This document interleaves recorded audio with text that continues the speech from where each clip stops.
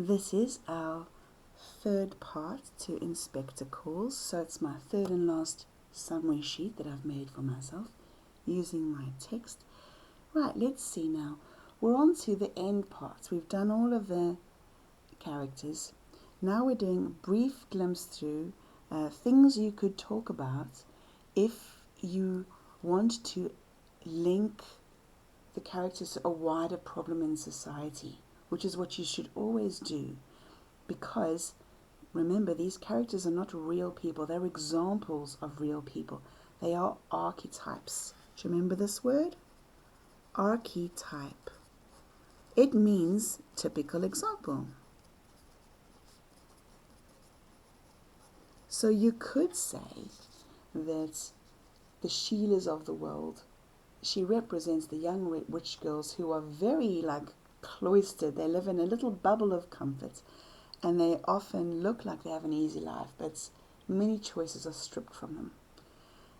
Mr. Burling appears to be a hard-headed businessman, but somewhere inside there is a human who knows he's doing something wrong.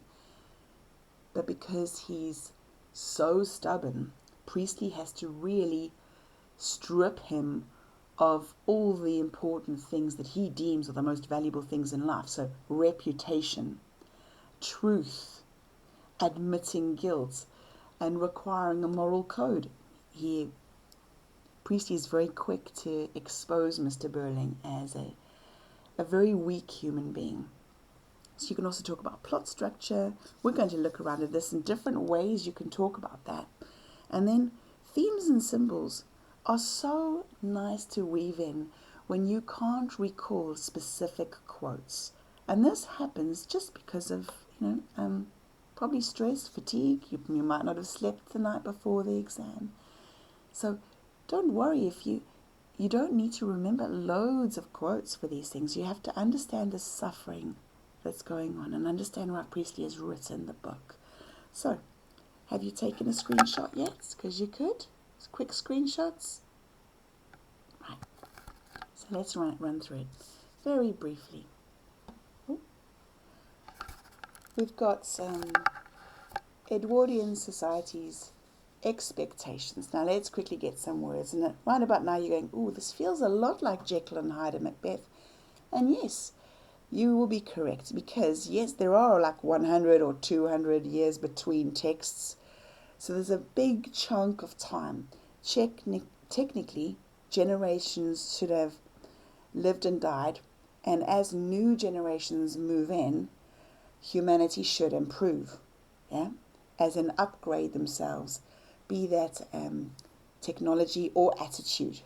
And we know here that by the time we see Inspector Calls, it's very, very much the same issues being repeated. The idea that you live a false life, and it's all about the precious reputation. Remember Macbeth's golden reputation. Remember how Utterson reads Jekyll's diary at the end and then hides it. He doesn't hand it in. So the protecting of the reputation at all costs seems to be continuing here. So you've got a society that is toxic. You can say fake. It produces fake people. The irony being it's really religious. But for a religious society, it's extraordinarily cold. Think of their marriages as well. Their marriages are extremely cold because they're business arrangements. And I know the word business, did you pick that up? It's been repeated a lot.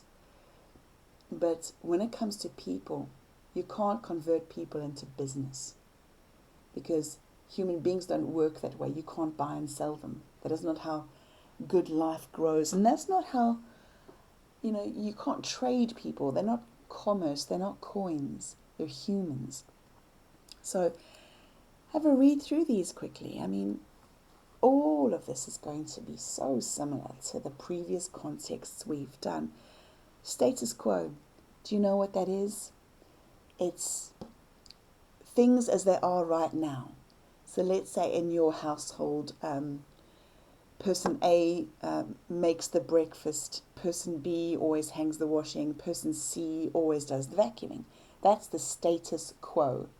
if you want to shake up the status quo, what you do is you switch up the roles, and then suddenly people feel uncomfortable. They go, what? But this is so different. And then ideally you talk about it, you work out why, you make a change for the better of everyone. But your status quo can often be quite toxic because it's had habits. It's like this habit of behavior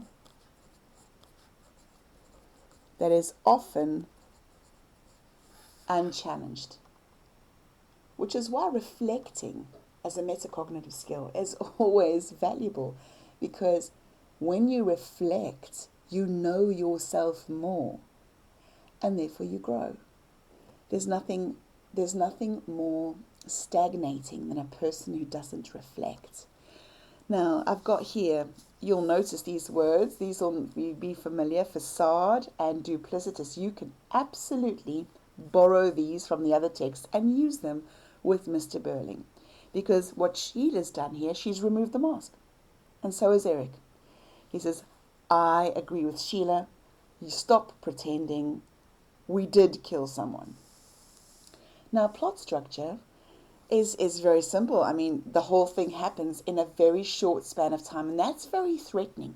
Do you remember the house of cards we put up at the beginning, and how it took one phone call and the whole thing is completely destroyed? They're the cards on the floor.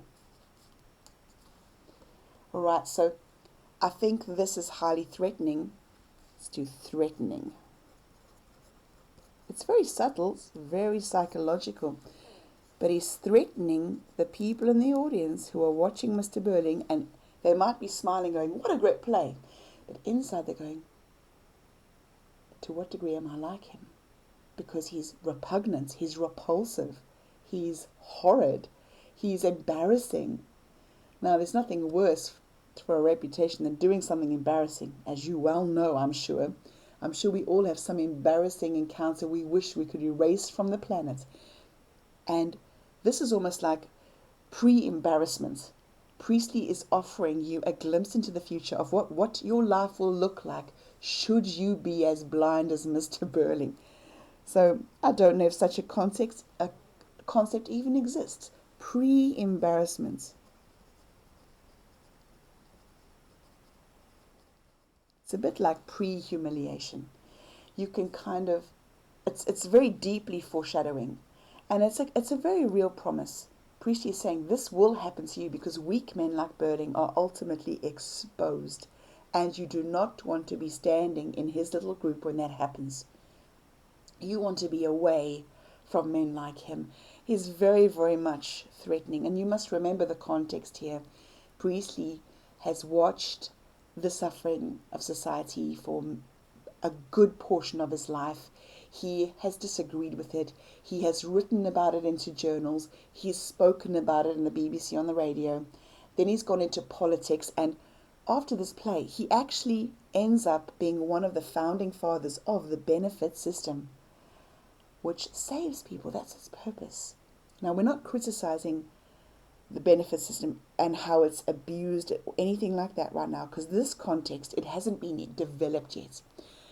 And that's, of course, Priestley's entire drive of life is to not watch people suffer when you are completely capable of helping them. So you've got two beautiful images. If you forget quotes, here you go. Just the fact that in the beginning of the play, the door is closed. Then Inspector comes in and he opens the door. And then when Eric and Gerald go in and out, they slam the door swings wide, which means that the truth is now exposed. You can't hide in this comforting bubble pretending that you're not part of the problem. There's also bees in a hive, which again is a very natural image, a naturalist idea. But it's very healthy because it's teamwork, it's team effort. Great, great image. Because it's also a very simple image. We come back to that childish word thing where, if you think of the parents, what do bees do when there's a threat? They sting, they protect, they buzz, they join together. Mr. Birding and Mrs. Birding, they are the threat. And that's very dangerous. That's very worrying. Now, of course, here Sheila and Eric are leading a new generation, and that's the whole purpose of the plays. Priestley's saying the children can do it better than we do. Themes, I've written a whole pile here, and symbols and motifs. There's a lot. Why don't you pick? Pick one or two that you find easy. I'm obviously going with knighthood. I'm obviously going with the light and the dark. Morally devoid means they're empty, which is interesting because morals are normally connected with religion, right? But many people who are not religious actually also have a moral code.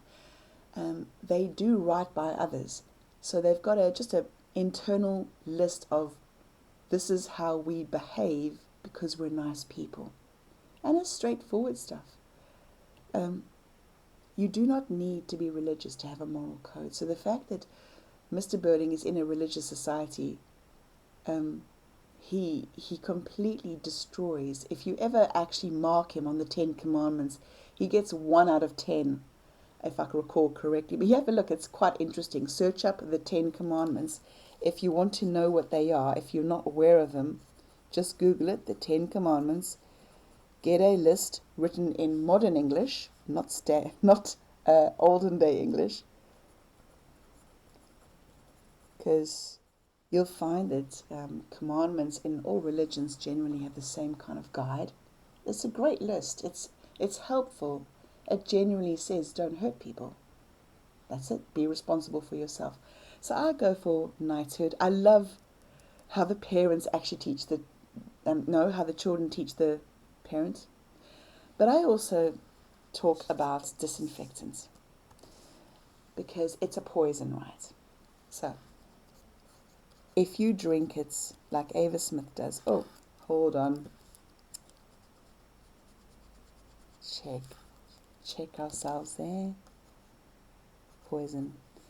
If you drink it, you die very painfully. It basically burns your insides. But that links to the idea of hell, which makes sense to me because Ava Smith really is suffering on every level. You'd argue emotional, physical, psychological.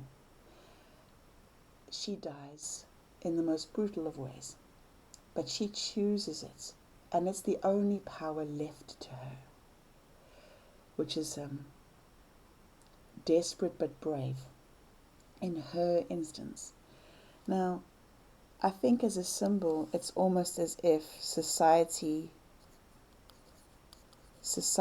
values need cleaning. Because where do you use a disinfectant? You often put it down a toilet. You use disinfectant wipes if you're a very cleanly person to wipe down your kitchen counters. Yeah? It's a little bit like antibacterial soap we used, or hand gel. It kills life. It kills life. It kills germs. But if you think about it, you can argue that the society is infected. So if we go right back up here,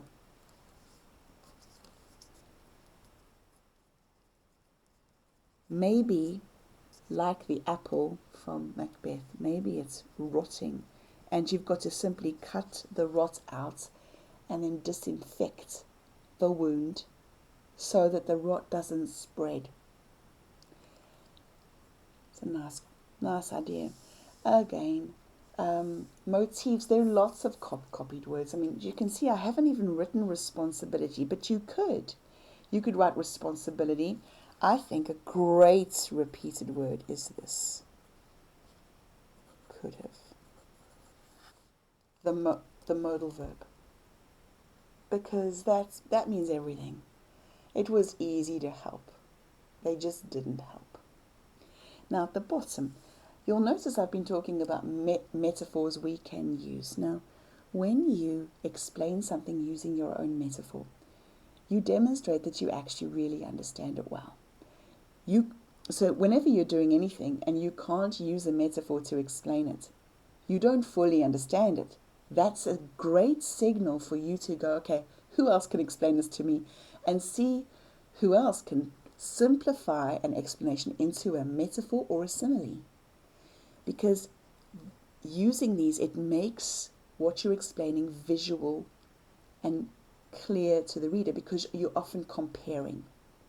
And often the comparison is visual.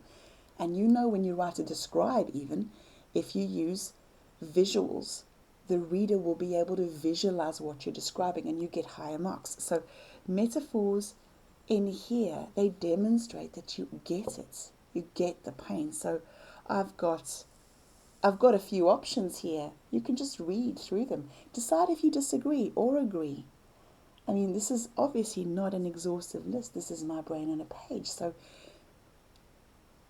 what might be interesting now is to think, what did you disagree with during these revisions?